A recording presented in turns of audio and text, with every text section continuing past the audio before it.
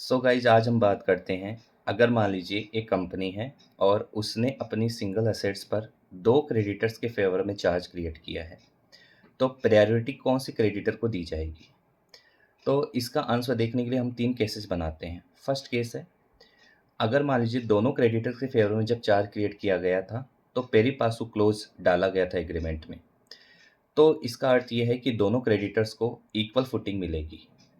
जब भी असेट्स को बेचा जाएगा तो उस असेट्स के अंदर उनको प्रोपोर्शनेट बेसिस पर पेमेंट दिया जाएगा। यहाँ पर date of creation of charge को ध्यान नहीं रखा जाएगा, लेकिन बस शर्त यह है कि उस पेरी पासु चार्ज का रजिस्ट्रेशन आरओसी में हो चुका हो। सेकंड कंडीशन, अगर मान लीजिए पेरी पासु क्लोज नहीं था तो उस केस के अंदर date of creation of charge जो है उसको ध्यान में रखना होता है और उसी के बेसिस पे प्रायोरिटी डिसाइड की जाती क्रेडिटर्स की। थर्ड केस, अगर मान लीजिए एक क्रेडिटर जिसके फेवर में चार्ज पहले क्रिएट हो गया था, मान लीजिए बैंक ए, और एक क्रेडिटर था बैंक बी, उसके फेवर में जो चार्ज है वो बाद में किसी डेट को क्रिएट हुआ है।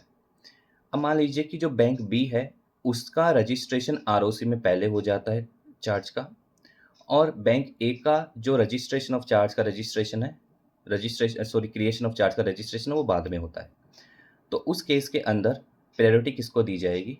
तो उस केस में प्रायोरिटी बैंक बी को दी जाएगी, क्योंकि लॉ का जो सेक्शन नंबर 77 सब सेक्शन 1 है उसका प्रोवाइजो 3 कहता है, any subsequent registration of charge shall not prejudice any right acquired in respect of any property before the charge is actually registered.